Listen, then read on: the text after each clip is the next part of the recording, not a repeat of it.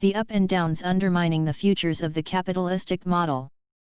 The prolonged decline in wages is one of the fundamental forces working against less educated Americans. But a simple link to despair from falling material living standards cannot by itself account for what has happened.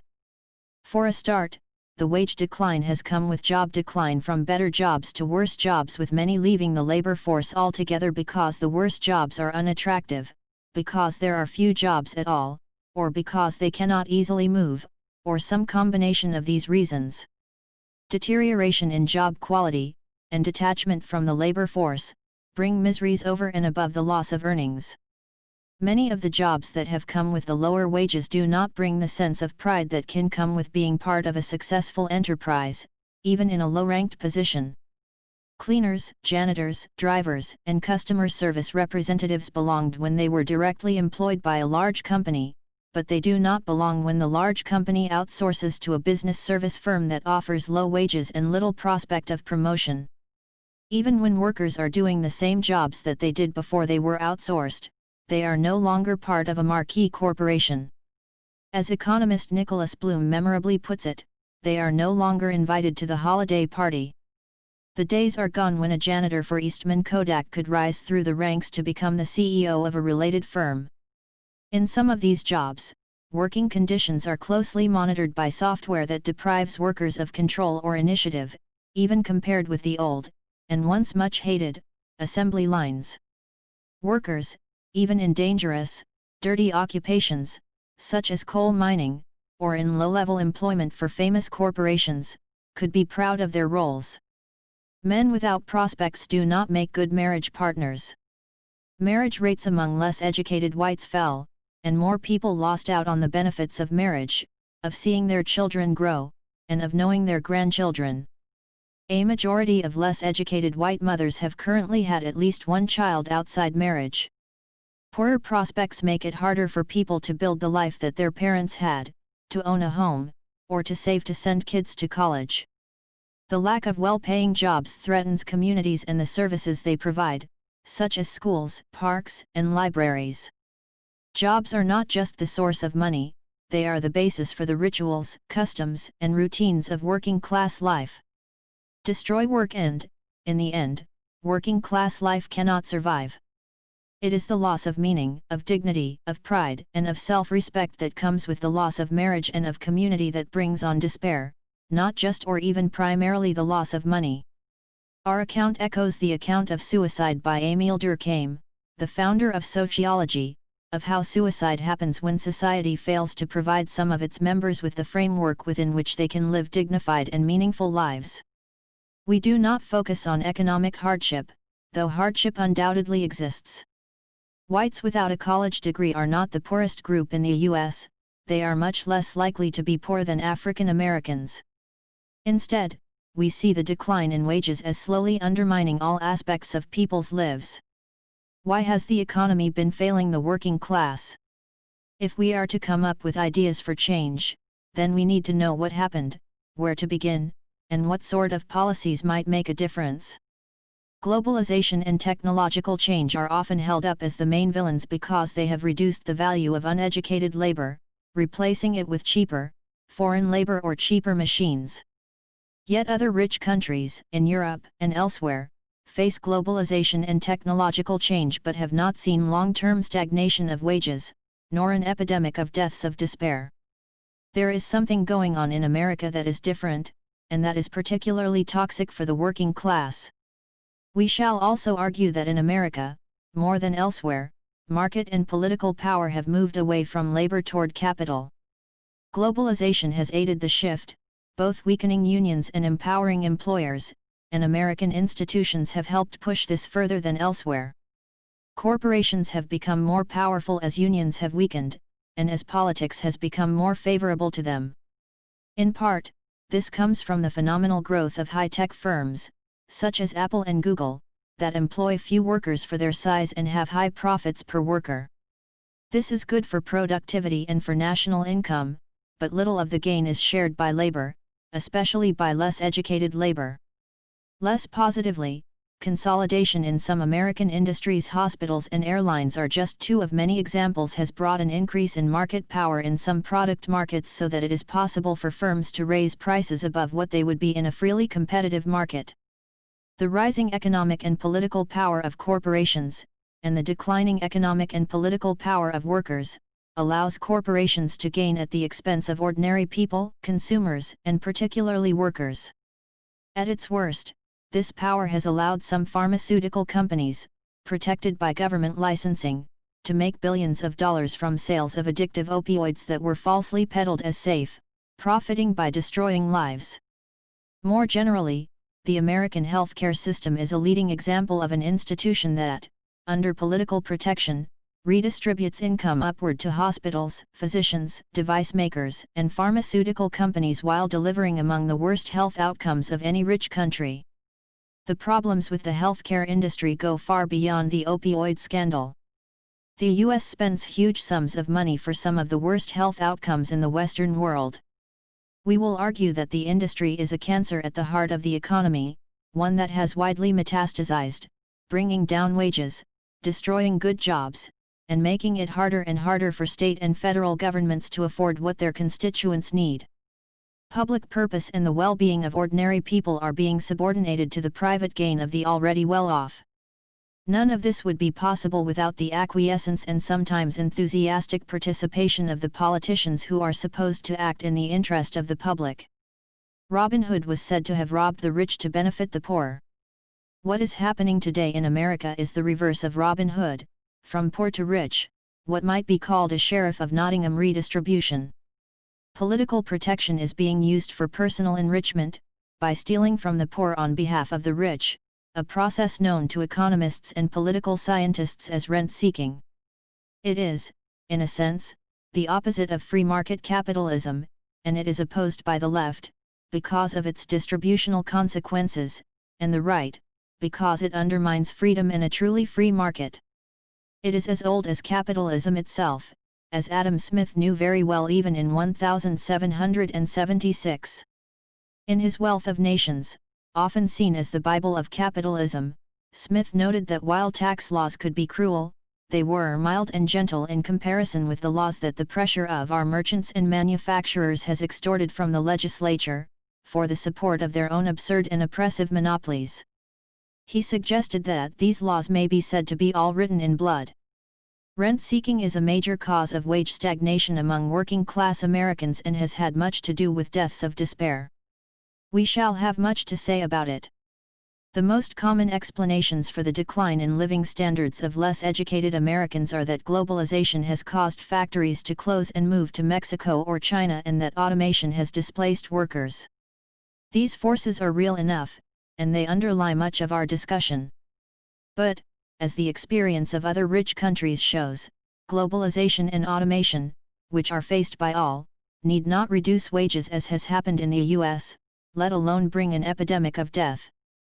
American healthcare bears much of the blame, as does policy, particularly the failure to use antitrust to combat market power, in labor markets perhaps even more than goods markets, and to rein in the rent-seeking by pharma, by healthcare more generally, and by banks and many small or medium-sized business entrepreneurs, such as doctors, hedge fund managers, the owners of sports franchises, real estate business people, and car dealers.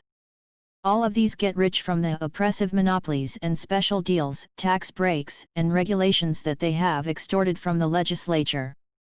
The very top ranks of the American income distribution, the top 1%ers and top tenth of 1%ers, are less likely to be corporate heads than they are to be entrepreneurs who run their own businesses, many of whom are protected by rent-seeking. Inequality is much cited for its baleful impacts. In reality, people see inequality as a consequence as much as a cause. If the rich are allowed to enrich themselves through unfair processes that hold down wages, and raise prices, then inequality will certainly rise. But not everyone gets rich that way. Some people invent new tools, drugs, or gadgets, or new ways of doing things, and benefit many, not just themselves. They profit from improving and extending other people's lives. It is good for great innovators to get rich. Making is not the same as taking. It is not inequality itself that is unfair but rather the process that generates it. The people who are being left behind care about their own falling living standards and loss of community, not about Jeff Bezos, of Amazon, or Tim Cook, of Apple, being rich. Yet when they think the inequality comes from cheating or from special favors, the situation becomes intolerable. The financial crisis has much to answer for. Before it, many believed that the bankers knew what they were doing and that their salaries were being earned in the public interest. Afterward, when so many people lost their jobs and their homes, and the bankers continued to be rewarded and were not held to account, American capitalism began to look more like a racket for redistributing upward than an engine of general prosperity. We do not think that taxation is the solution to rent-seeking. The right way to stop thieves is to stop them stealing, not to raise their taxes. We need to stop the abuse and overprescription of opioids, not tax the profits. We need to correct the process, not try to fix the outcomes. We need to make it easier for foreign doctors to qualify to practice in the U.S. We need to stop bankers and real estate dealers writing regulations and tax laws in their own interests. The problem for less educated people is stagnant and declining wages, not inequality in and of itself, and indeed much inequality is the consequence of forcing down wages in order to enrich a minority. Reducing rent-seeking would do much to reduce inequality. When the owners of a pharmaceutical company get fabulously rich from the high prices, extended patents, approvals, and convenient regulations that their lobbyists have persuaded the government to grant, they greatly contribute to inequality, both by pushing down the real incomes of those who have to pay for the drugs and by pushing up the highest incomes at the top of the distribution. The same is true of the bankers who rewrote bankruptcy law in their favor and against borrowers. As one commentator noted, never before in our history has such a well-organized, well-orchestrated, and well-financed campaign been run to change the balance of power between creditors and debtors. As is often noted, even confiscatory taxes on the rich do not provide much relief for the poor, because there are so many poor people and so few rich people. In today's world, however, we need to think about the process working in the other direction, that squeezing even small amounts out of each of a large number of working people can provide enormous fortunes for the rich who are doing the squeezing. That is what is happening today, and we should stop it. What might be done to make lives better, not just for the elite but also for working people? It is easy to be pessimistic. Once political and financial power are increasingly concentrated, the dynamic does not appear to be self-correcting. The election of Donald Trump is understandable in the circumstances, but it is a gesture of frustration and rage that will make things worse, not better. Working-class whites do not believe that democracy can help them. In 2016, more than two-thirds of white working-class Americans believed that elections are controlled by the rich and by big corporations, so that it does not matter if they vote. Analysis by political scientists of voting patterns in Congress supports their skepticism. Both Democratic and Republican lawmakers consistently vote for the interests of their more prosperous constituents with little attention to the interests of others. Justice Louis Brandeis campaigned against the misbehavior of giant trusts at the end of the 19th century and was later nominated to the Supreme Court by Woodrow Wilson, becoming its first Jewish member. He thought that extreme inequality was incompatible with the preservation of democracy. This applies both to good and bad inequality. It doesn't matter how people got rich if even those who earned their wealth legitimately use it to undermine the rights and interests of the non-rich. For us, the best way to deal with this is to stop the rent-seeking, lobbying, and misuse of market power that is behind the extreme inequality, to stop the unfair process. If that is impossible, high marginal income taxes or, better but practically much more difficult, a wealth tax would lessen the influence of fortunes in politics. But it is sometimes difficult to be optimistic. One historian has argued that inequality, once it is established, is only overcome by violent ruptures, and that this has been true since the Stone Age. We think that is too pessimistic, but it is hard to see today's levels of inequality lessening without reforms of the processes and institutions that produced them. Yet there are some reasons for optimism, and there are policies that, even in our current flawed democracy, might be feasible and might make things better. Institutions can change. There is much intellectual ferment around these issues, and many good new ideas that we will discuss later in this topic. But we end this introduction with another, but more optimistic, historical parallel. In Britain at the beginning of the 19th century, inequality was greater than anything we see today. The hereditary landowners not only were rich but also controlled Parliament through a severely limited franchise. After 1815, the notorious Corn Laws kept out imports of wheat until the local price was so high that people were at risk of starving. High prices of wheat, even if they hurt ordinary people, were very much in the interests of the landowning aristocracy, who lived off the rents supported by the restriction on imports, rent-seeking of the classic and here literal kind, and rent-seeking that did not stop at killing people, laws that were written in blood. The Industrial Revolution had begun, there was a ferment of innovation and invention, and national income was rising. Yet working people were not benefiting. Mortality rates rose as people moved from the relatively healthy countryside to stinking, unsanitary cities. Each generation of military recruits was shorter than the last, speaking to their ever-worsening undernutrition in childhood, from not getting enough to eat and from the nutritional insults of unsanitary conditions. Religious observance fell, if only because churches were in the countryside, not in the new industrial cities. Wages were stagnant and would remain so for half a century. Profits were rising, and the share of profits in national income rose at the expense of labor. It would have been hard to predict a positive outcome of this process. Yet by century's end, the Corn Laws were gone and the rents and fortunes of the aristocrats had fallen along with the world price of wheat, especially after 1870 when wheat from the American prairie flooded the market. A series of reform acts had extended the franchise, from 1 in 10 males at the beginning of the century to more than half by its end, though the enfranchisement of women would wait until 1918. Wages had begun to rise in 1850, and the more than century-long decline in mortality had begun. All of this happened without a collapse of the state, without a war or a pandemic, through gradual change in institutions that slowly gave way to the demands of those who had been left behind. Even if we do not know just why, or whether the logic applies to our own times, the facts themselves surely justify at least a limited optimism. To many it seems obvious that trade and automation are the enemies of workers all around the world. The flood of goods from low-wage countries has cost the jobs of many who used to make these goods in the Europe and United States.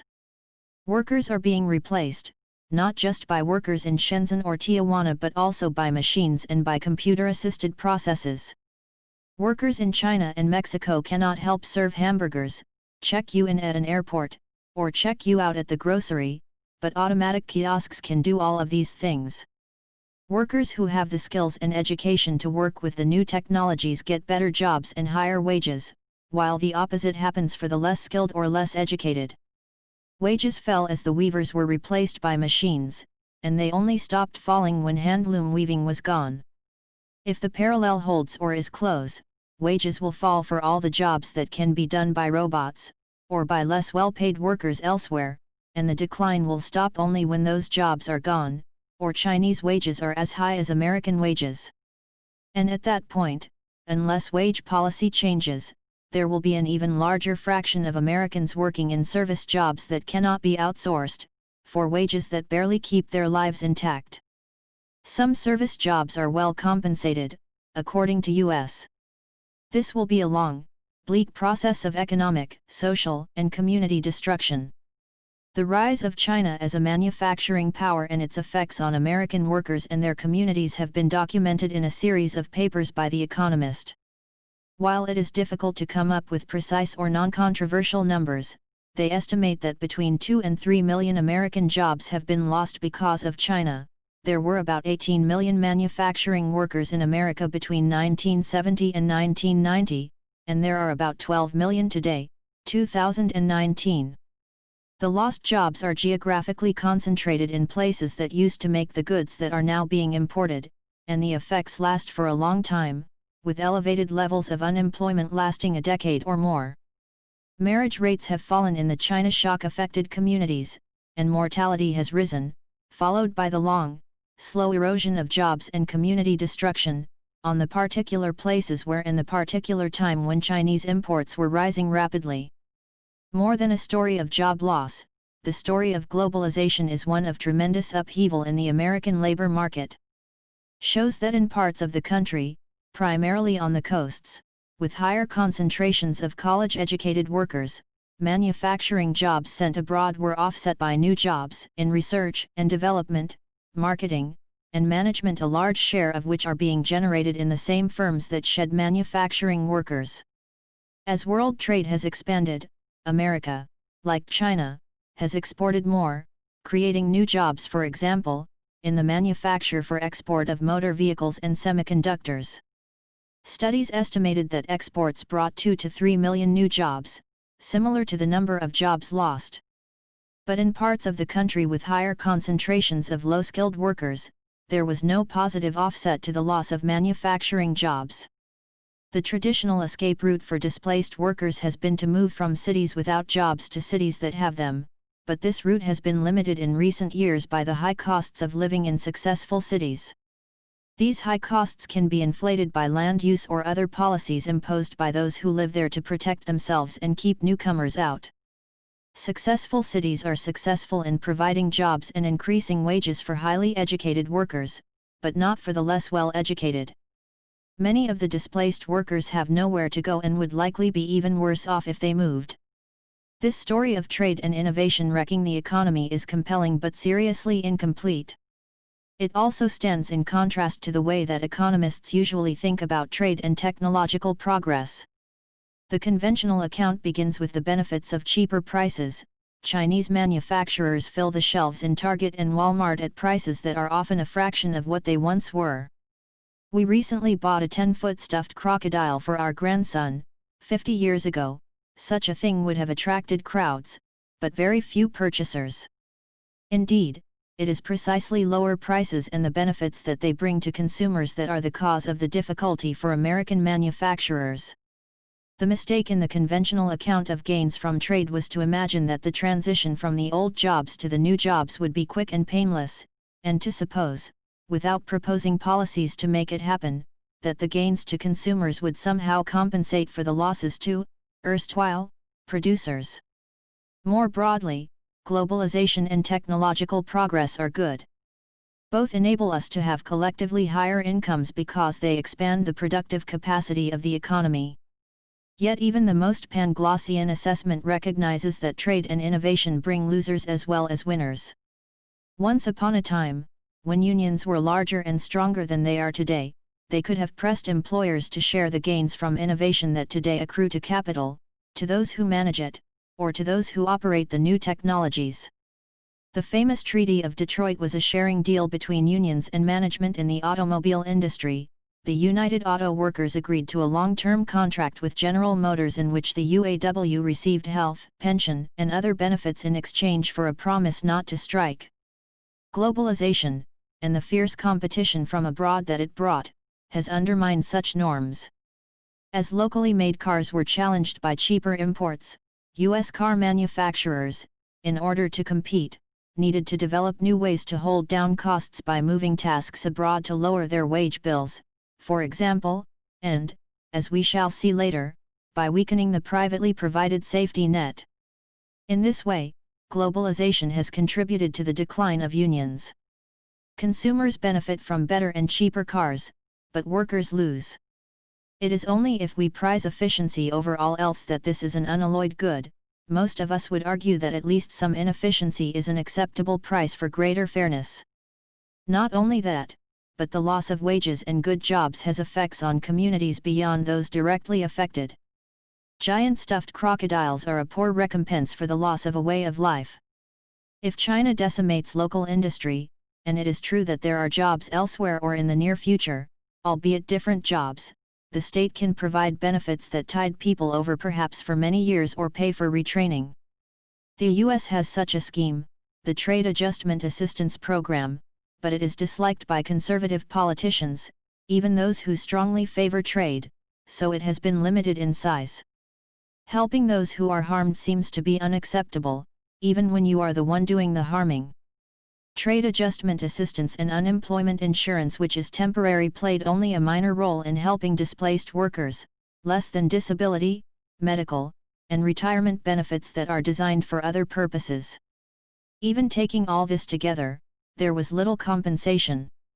Yet without the productive expansion that innovation and trade can give, we sacrifice the possibility of becoming collectively richer than we are now.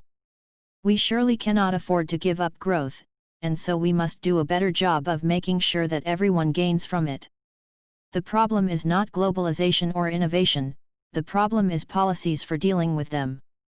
If technological change and globalization have been responsible for hurting the working class, it is not because that is what technological change and globalization must do, it is because policy was neither wise nor imaginative. It is not just employers and corporations that, in the absence of unions, have had little interest in protecting workers, which perhaps makes sense if, as many argue, their primary function is to make profits for their shareholders. Governments have also done less than they might, particularly in terms of social protection, which requires a good deal more explanation in a democracy. As its name tells us, globalization is global, as is automation.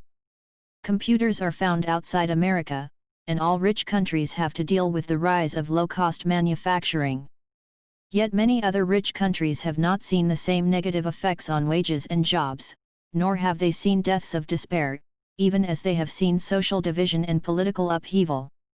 Median real wages in Britain have fallen since the Great Recession, but they grew steadily in the 20 years before the recession, a period over which American wages continued to stagnate. France and Germany also import from China, but there are few deaths of despair in France or Germany. The American experience needs an American explanation. The difficulties of globalization and automation are real enough, and the decline of the working class in America would not have happened without them, but it is American institutions such as healthcare and the way that they shaped America's response to the challenges that caused the problems, not the challenges themselves.